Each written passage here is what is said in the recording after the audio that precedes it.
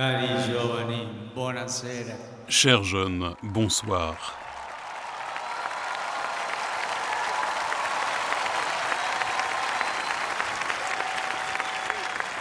È bello essere qui con voi in questa veglia di preghiera. Il est beau d'être ici avec vous en cette veillée de prière. Fine della sua coraggiosa e commovente testimonianza, Rand À la fin de son témoignage courageux et émouvant, ci ha detto Rand nous a demandé quelque chose. Il a dit di pregare per il mio amato « Je vous paese. demande sincèrement de prier pour mon Una cher storia pays. segnata dalla guerra, dal dolore, dalla perdita, Une histoire marquée che par la termina guerre, con una par la richiesta, douleur, quella par della la perte, preghiera. qui finit avec une demande, Cosa c'è di meglio celle de la iniziare prière. la nostra veglia a Qu'y pregare? a-t-il de mieux que de commencer notre veillée en priant ? Da diverse parti del mondo, da continenti, paesi, Nous venons de lingue, diverses culture, parties du monde, popoli de differenti. continents, de pays, Siamo langues, figli di cultures, nazioni peuples différents. che forse stanno discutendo Nous sommes per fils vari de conflitti. nations qui peut-être sont en train de discuter à cause de divers conflits ou même sont en guerre. Altri veniamo da paesi che possono essere in pace, Pour d'autres, nous venons che de non pays hanno qui peuvent être en conflitti paix, bellici, qui n'ont pas de conflits belliqueux, où beaucoup des choses douloureuses qui arrivent dans le monde font seulement partie des fanno nouvelles solo et de la parte presse. delle notizie e della stampa.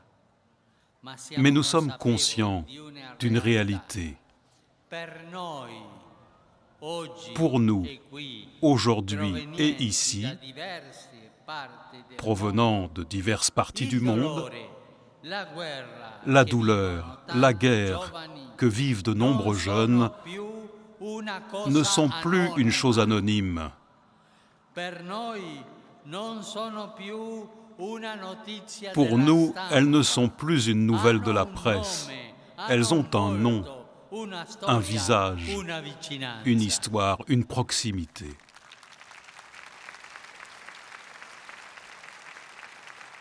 Oggi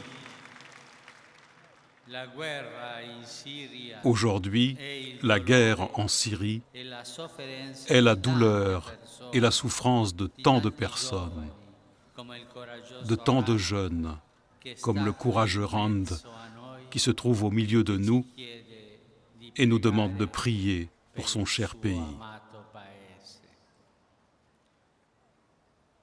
Ci sono situazioni che possono risultarci lontane.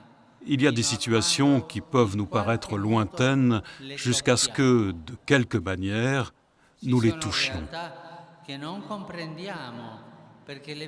Il y a des réalités que nous ne comprenons pas parce que nous ne les voyons qu'à travers un écran du téléphone portable ou de l'ordinateur. Mais lorsque nous entrons en contact avec la vie, avec ces vies concrètes, non plus médiatisées par les écrans, alors il nous arrive quelque chose de fort. Nous sentons tous l'invitation à nous impliquer. Assez des villes oubliées, comme dit Rand. Il ne doit plus jamais arriver que des frères soient entourés par la mort et par les tueries, sentant que personne ne les aidera.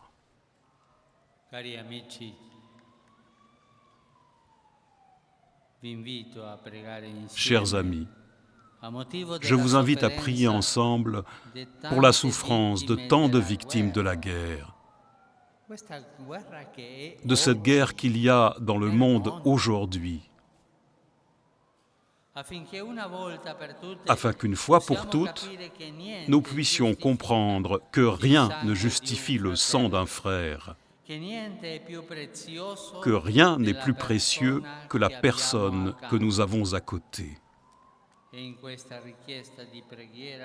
Et dans cette demande de prière, je veux vous remercier également, Natalia et Miguel, parce que vous aussi, vous avez partagé avec nous vos batailles, vos guerres intérieures. Vous nous avez présenté vos luttes et comment vous les avez surmontées.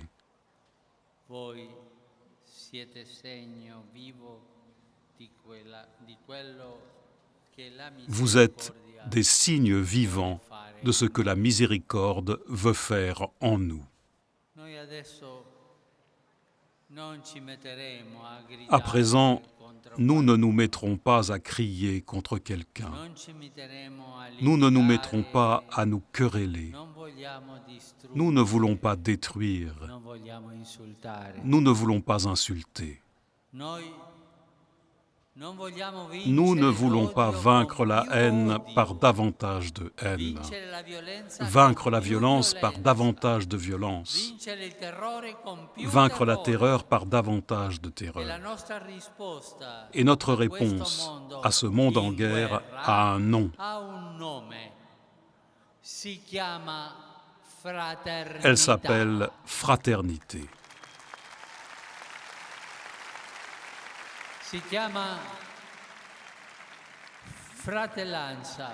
Elle s'appelle lien fraternel.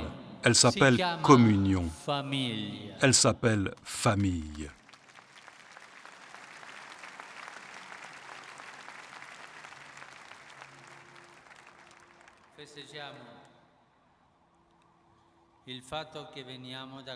Nous célébrons le fait de venir de diverses cultures et nous nous unissons pour prier.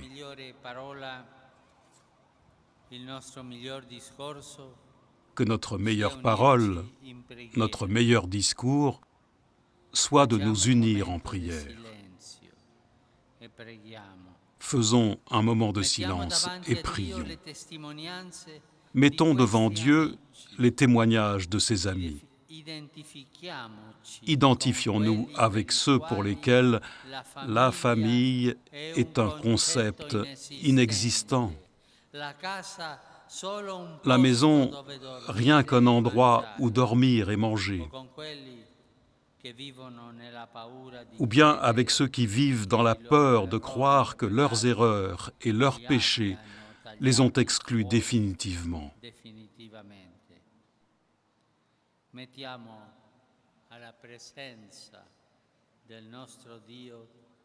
Mettons en présence de notre Dieu également vos guerres, nos guerres, les luttes que chacun porte avec soi dans son cœur.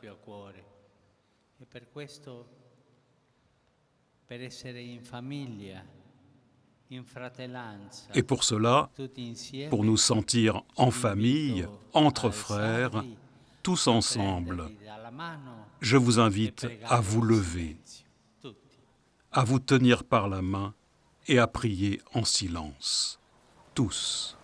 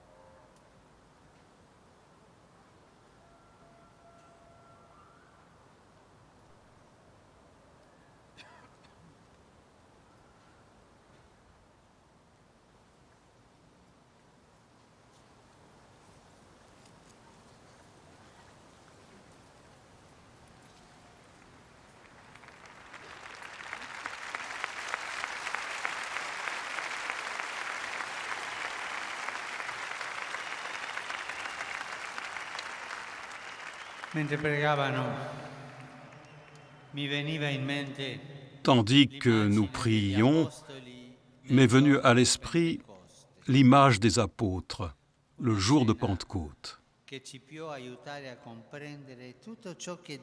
Une scène qui peut nous aider à comprendre tout ce que Dieu rêve de réaliser dans notre vie, en nous et avec nous. Ce jour, par peur, les disciples étaient enfermés. Ils se sentaient menacés par un entourage qui les persécutait, qui les contraignait à rester dans une petite chambre, les obligeant à demeurer figés et paralysés.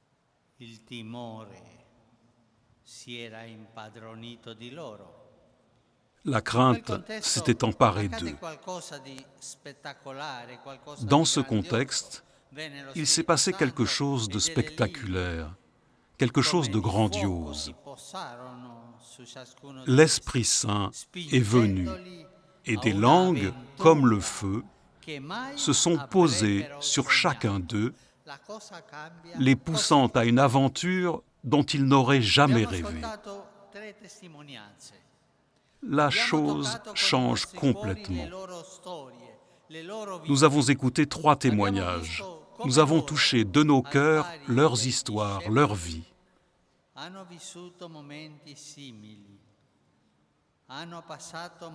Nous avons vu comment eux, comme les disciples, ils ont vécu des moments semblables, ont connu des moments où ils ont été en proie à la peur, où il semblait que tout croulait. La peur et l'angoisse qui naissent de la conscience qu'en sortant de la maison, on peut ne plus revoir ses proches. La peur de ne pas se sentir apprécié et aimé. La peur de ne pas avoir d'autres opportunités. Ils ont partagé avec nous la même expérience qu'ont faite les disciples. Ils ont fait l'expérience de la peur qui mène à un seul endroit. Où la peur nous conduit-elle? À la fermeture. Et lorsque la peur se terre dans la fermeture, elle est toujours accompagnée de sa sœur jumelle, la paralysie. Nous sentir paralysés. Sentir qu'en ce monde, dans nos villes, dans nos communautés, il n'y a plus d'espace pour grandir, pour rêver, pour créer, pour regarder des horizons, en définitive pour vivre, est l'un des pires maux qui puissent nous affecter dans la vie, et spécialement au cours de la jeunesse. La paralysie nous fait perdre le goût de savourer la rencontre, de l'amitié, le goût de rêver ensemble, de cheminer avec les autres. Elle nous éloigne des autres. Elle nous empêche de nous serrer la main, comme nous l'avons vu dans la chorégraphie, tous enfermés dans ces petites chambres en verre.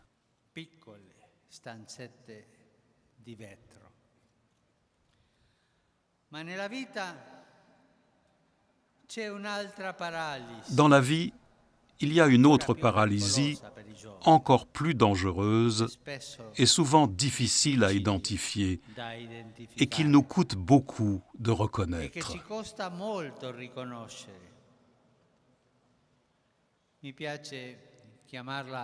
J'aime l'appeler la paralysie qui naît lorsqu'on confond le bonheur avec un divan canapin. Oui, croire que pour être heureux, nous avons besoin d'un bon divan. Un divan qui nous aide à nous sentir à l'aise, tranquilles, bien en sécurité. Un divan, comme il y en a maintenant, moderne, avec des massages, y compris pour dormir, qui nous garantissent des heures de tranquillité pour nous transférer dans le monde des jeux vidéo et passer des heures devant le computer. un divan contre toute espèce de douleur et de crainte, un divan qui nous maintiendra enfermés à la maison sans nous fatiguer ni sans nous préoccuper. Le divan bonheur est probablement la paralysie silencieuse qui peut nous nuire davantage, qui peut nuire davantage à la jeunesse. Et pourquoi en est-il ainsi, Père?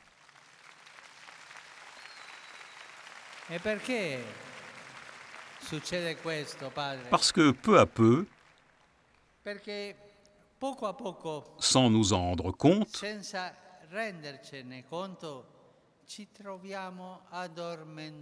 nous nous endormons. Nous nous retrouvons étourdis et abrutis.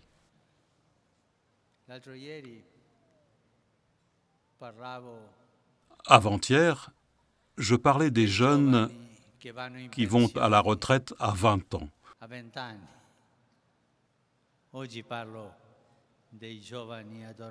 Aujourd'hui, je parle des jeunes endormis, étourdis, abrutis, tandis que d'autres, peut-être plus éveillés, mais pas les meilleurs, décident de l'avenir pour nous. Sûrement, pour beaucoup, il est plus facile et avantageux d'avoir des jeunes étourdis et abrutis qui confondent le bonheur avec un divan.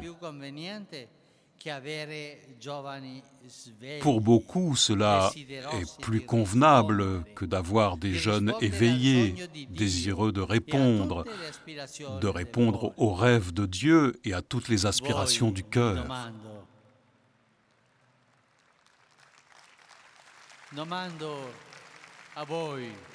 Vous, je vous le demande.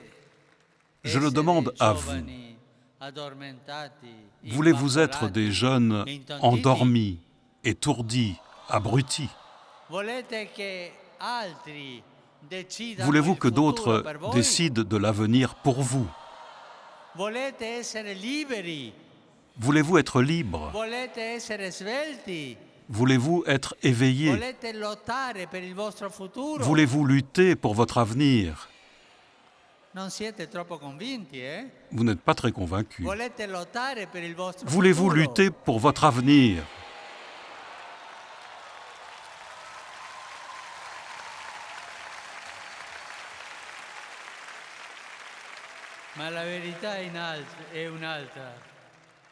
Mais la vérité est autre. Chers jeunes, nous ne sommes pas venus au monde pour végéter, pour vivre dans la facilité, pour faire de la vie un divan qui nous endorme. Au contraire, nous sommes venus pour autre chose, pour laisser une empreinte.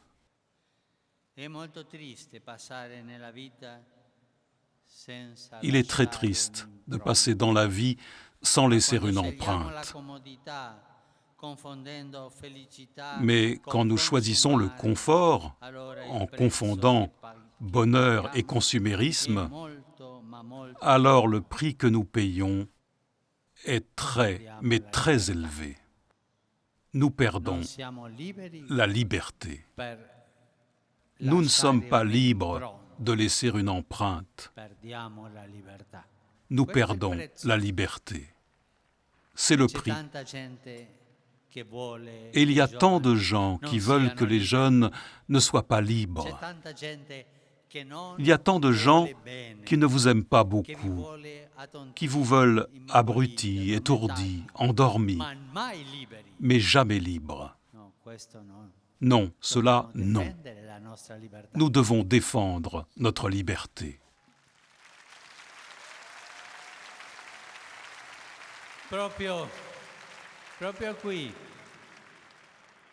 Justement, ici, il y a une grande paralysie. Lorsque nous commençons à penser que le bonheur est synonyme de confort, qu'être heureux c'est marcher dans la vie, endormi ou drogué, que l'unique manière d'être heureux est d'être comme un abruti. Il est certain que la drogue fait du mal, mais il y a beaucoup d'autres drogues socialement acceptées qui finissent par nous rendre beaucoup ou de toute manière plus esclaves. Les unes et les autres nous dépouillent de notre plus grand bien, la liberté.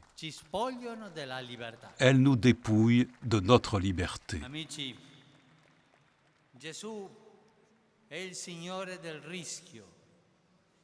Chers amis, Jésus est le Seigneur du risque. Il est le Seigneur du toujours plus loin.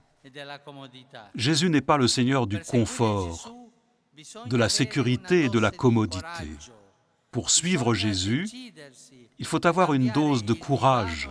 Il faut se décider à changer le divan contre une paire de chaussures qui t'aideront à marcher sur des routes jamais rêvées et même pas imaginées, sur des routes qui peuvent ouvrir de nouveaux horizons, capables de propager la joie, cette joie qui naît de l'amour de Dieu, la joie que laisse dans ton cœur chaque geste, chaque attitude de miséricorde.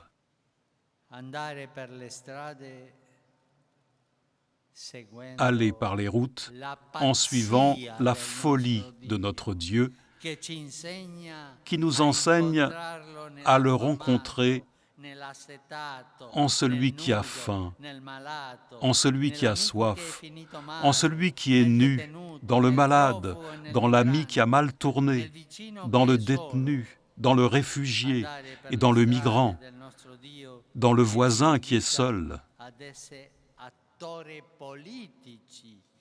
Aller par les routes de notre Dieu qui nous invite à être des acteurs politiques, des personnes qui pensent, des animateurs sociaux. Il nous incite à penser à une économie plus solidaire que celle-ci. Dans les milieux où vous vous trouvez, l'amour de Dieu nous invite à porter la bonne nouvelle, en faisant de notre propre vie un don fait à lui et aux autres. Et cela signifie être courageux, cela signifie être libre.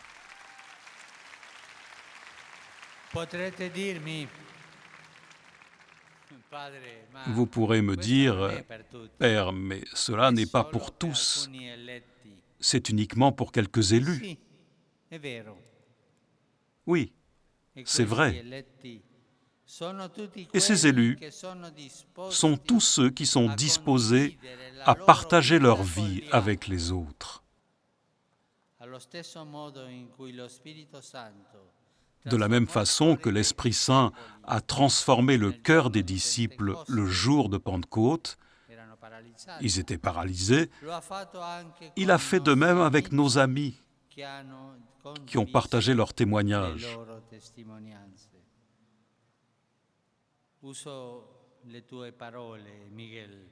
J'emprunte tes mots, Miguel. Tu nous disais que le jour où dans la faccenda, ils t'ont confié la responsabilité d'aider au meilleur fonctionnement de la maison, alors tu as commencé à comprendre que Dieu te demandait quelque chose. C'est ainsi qu'a commencé la transformation.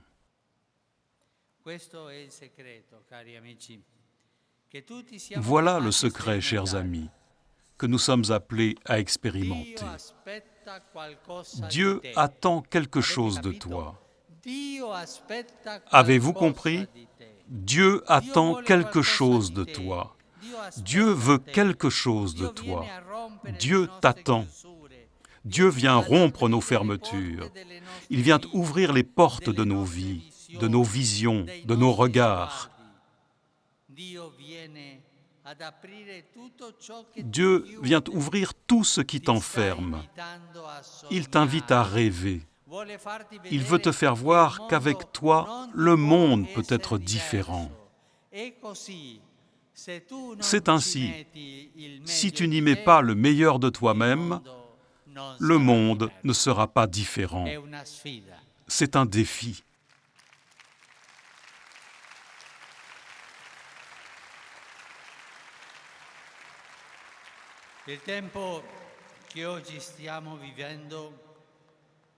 Le temps qu'aujourd'hui nous vivons n'a pas besoin de jeunes divans, mais de jeunes avec des chaussures.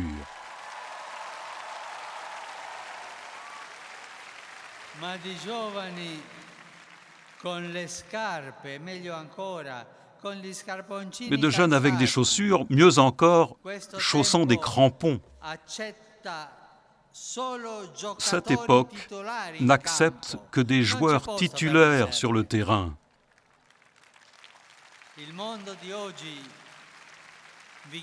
Il n'y a pas de place pour les réservistes. Le monde d'aujourd'hui vous demande d'être des protagonistes de l'histoire.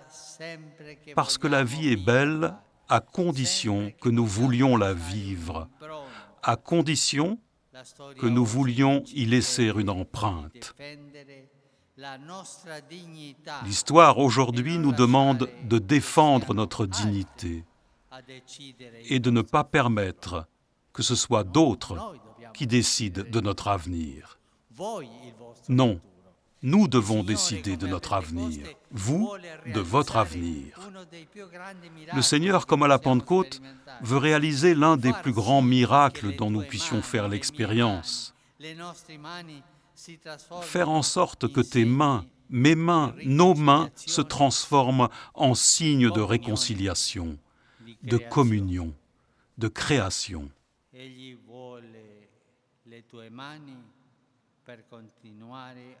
Il veut tes mains pour continuer à construire le monde d'aujourd'hui. Il veut construire avec toi. Et toi, que réponds-tu? Que réponds-tu, toi? Oui ou non?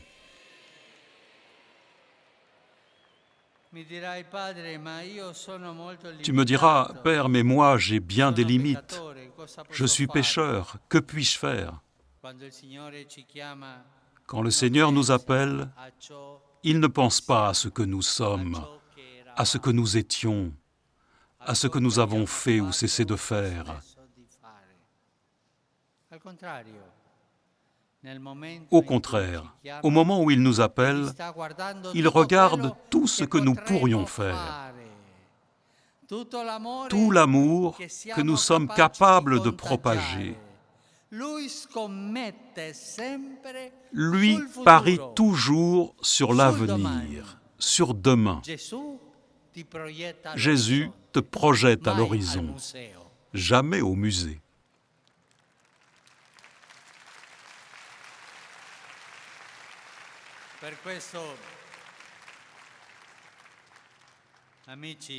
C'est pourquoi, chers amis, aujourd'hui, Jésus t'invite. Il t'appelle à laisser ton empreinte dans la vie. Une empreinte qui marque l'histoire, qui marque ton histoire et l'histoire de beaucoup. La vie d'aujourd'hui nous dit qu'il est très facile de fixer l'attention sur ce qui nous divise, sur ce qui nous sépare. On voudrait nous faire croire que nous enfermer est la meilleure manière de nous protéger de ce qui fait mal. Aujourd'hui, nous, les adultes, nous avons besoin de vous pour nous enseigner, comme vous le faites en ce moment, aujourd'hui, à cohabiter dans la diversité, dans le dialogue, en partageant la multiculturalité, non pas comme une menace, mais comme une opportunité. Et vous êtes une opportunité pour l'avenir. Ayez le courage de nous enseigner. Ayez le courage de nous enseigner qu'il est plus facile de construire des ponts que d'élever des murs.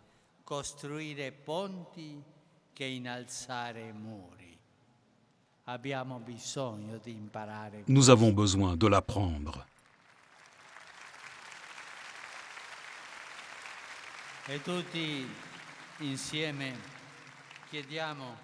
Et tous ensemble, demandons que vous exigiez de nous de parcourir les routes de la fraternité.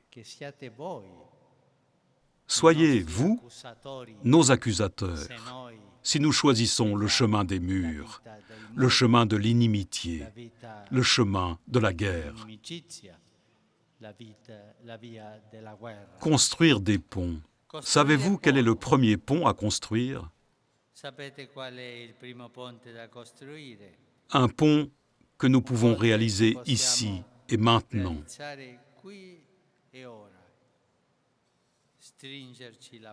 Nous serrer les mains, nous donner la main. Allez-y, faites-le maintenant. Construisez ce pont humain. Donnez-vous la main, vous tous. C'est le pont primordial, c'est le pont humain. C'est le premier pont, c'est le pont modèle. Il y a toujours le risque, je l'ai dit l'autre jour, de rester avec la main tendue, mais dans la vie, il faut risquer. Qui ne risque pas ne vainc pas. Avec ce pont, allons de l'avant. Ici, ce pont primordial. Serrez-vous la main. Merci.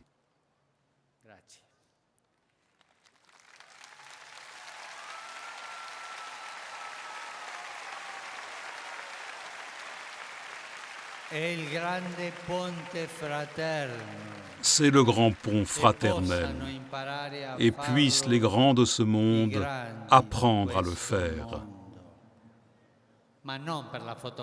Toutefois, non pour la photographie, quand ils se donnent la main et pensent à autre chose, mais pour continuer à construire des ponts toujours plus grands.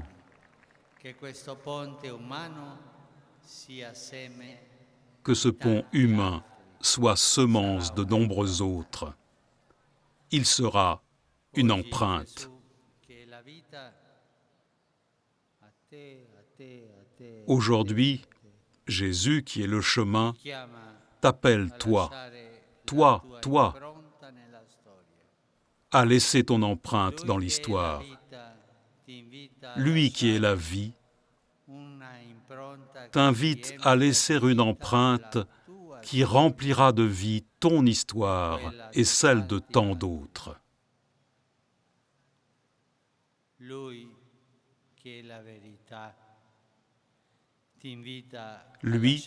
qui est la vérité, t'invite à abandonner les routes de la séparation, de la division, du non-sens. Es-tu d'accord? Es-tu d'accord? Que répondent maintenant? Je veux voir tes mains et tes pieds au Seigneur, qui est chemin, vérité et vie. Es-tu d'accord?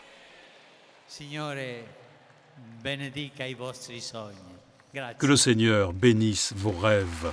Merci.